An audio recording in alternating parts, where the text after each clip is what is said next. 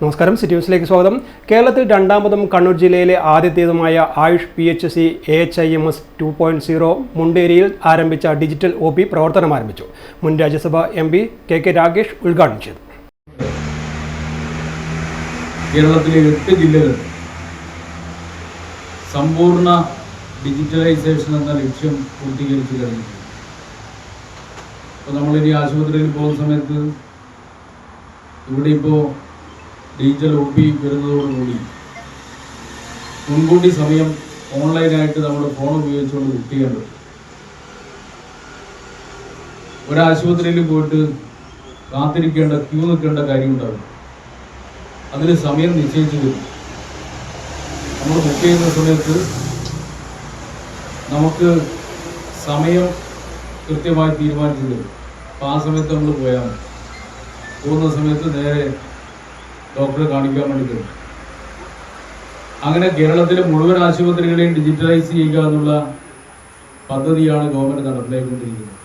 മുണ്ടേരി ഗ്രാമപഞ്ചായത്ത് president A. Anisha അധ്യക്ഷത വഹിച്ചു. ആരോഗ്യ standing committee chairperson C. Latha സ്വാഗതം പറഞ്ഞു. Kannur homeo DMO doctor Abdul Salam മുഖ്യപ്രഭാഷണം നടത്തി. ജില്ലാ ഹോമിയോ ആശുപത്രി superintendent BJ Soni digital OP വിശദീകരണം നടത്തി.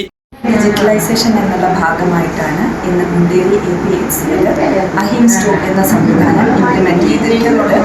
എന്തായിട്ട് നമ്മുടെ ഒരു രോഗി വന്നു കഴിഞ്ഞാൽ തുടക്കത്തിൽ അവരുടെ രജിസ്ട്രേഷൻ പൂർണ്ണമായിട്ടും കമ്പ്യൂട്ടറൈസ്ഡ് ആയിട്ട് മാറുകയാണ്. അവരുടെ ഫോൺ നമ്പർ, അവർ പ്രതിനിധാനം ചെയ്യുന്ന മുനിസിപ്പാലിറ്റിയാണോ പഞ്ചായത്താണോ അത് കൊടുക്കുക, പിന്നെ അവരുടെ വയസ്സ്, ഡേറ്റ് ഓഫ് ബർത്ത്, ഇങ്ങനത്തെ എല്ലാ അവരെ പറ്റിയുള്ള ഡീറ്റെയിൽസ് എല്ലാം തുടക്കത്തിൽ കൊടുത്തു കഴിഞ്ഞാൽ അതിനുശേഷം അവർ ആ OPയിൽ രജിസ്റ്റേർഡായി. അതൊരു പെർമനൻ്റ് ആയിട്ടുള്ള രജിസ്ട്രേഷനാണ്. എപ്പോൾ അവരുടെ ഫോൺ നമ്പർ അടിച്ചു കഴിഞ്ഞാലും ആ രോഗി ആ ലിസ്റ്റിൽ, ആ ഡിസ്പെൻസറിയുടെ ലിസ്റ്റിലേക്ക് വരുന്ന തരത്തിലുള്ളൊരു സംവിധാനമാണ്.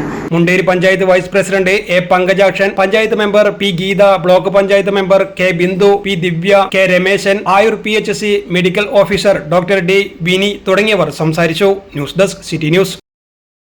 കൂടുതൽ വാർത്തകൾ അറിയുവാൻ സിറ്റി ചാനൽ വാട്സ്ആപ്പ് ഗ്രൂപ്പിൽ ജോയിൻ ചെയ്യുക. ഒപ്പം YouTube ചാനൽ സന്ദർശിക്കുക. വാർത്തകളുടെ അവസാനിക്കുന്നില്ല. മറ്റൊരു വാർത്തയുമായി വീണ്ടും കാണാം. നമസ്കാരം.